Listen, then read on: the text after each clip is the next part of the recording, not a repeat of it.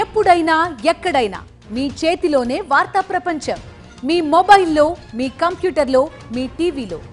సాక్షి TV digital ప్రసారాల కోసం login అవ్వండి www.youtube.com/sakshi-tv.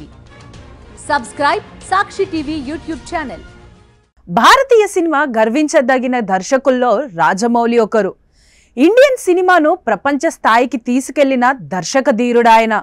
Magadheera నుంచి బాహుబలి, RRR వరకు వరుసగా బ్లాక్ బస్టర్ సినిమాలతో దేశవ్యాప్తంగా క్రేజ్ తెచ్చుకున్నారాయన.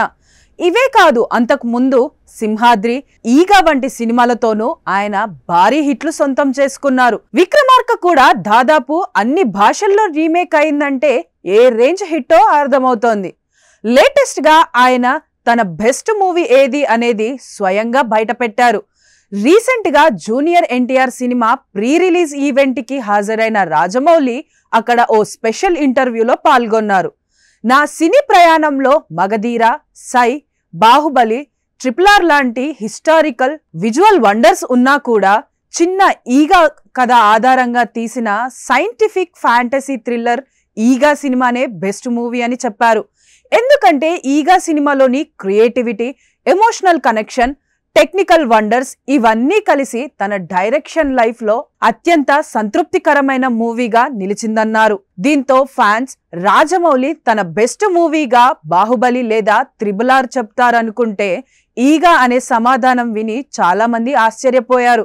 అయితే ఓ డైరెక్టర్ గా తనలోని సృజనాత్మకతకు పూర్తి స్థాయిలో న్యాయం చేసింది అనిపించిన ప్రాజెక్ట్ గా ఈగ సినిమా అనడంలో తప్పులేదనిపిస్తుంది.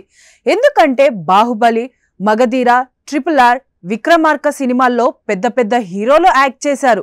అందువల్ల ఈ సినిమాల హిట్టులో వీరి స్టార్డమ్, వీరి నటన అన్నింటినీ లెక్కలోకి తీసుకోవాల్సి ఉంటుంది. మరి ఈ సినిమాలో ఓ ఈగను VFX ద్వారా ప్రాణం పోసి దాన్నే హీరోగా నిలబెట్టి తీసిన సినిమా ఈగ. ఈ సినిమా ఎంతగా హిట్ అయిందంటే దాదాపు 5-6 భాషల్లో డబ్ అయి భారీ హిట్ కొట్టింది. ఒక విధంగా రాజమౌళికి ఇదే మొదటి పాన్ ఇండియా సినిమా. ఇది ఇచ్చిన స్ఫూర్తితోనే తరువాత పాన్ ఇండియా డైరెక్టర్ గా ఎదగాలన్న ఆలోచన బలంగా పడిందని అంటారు.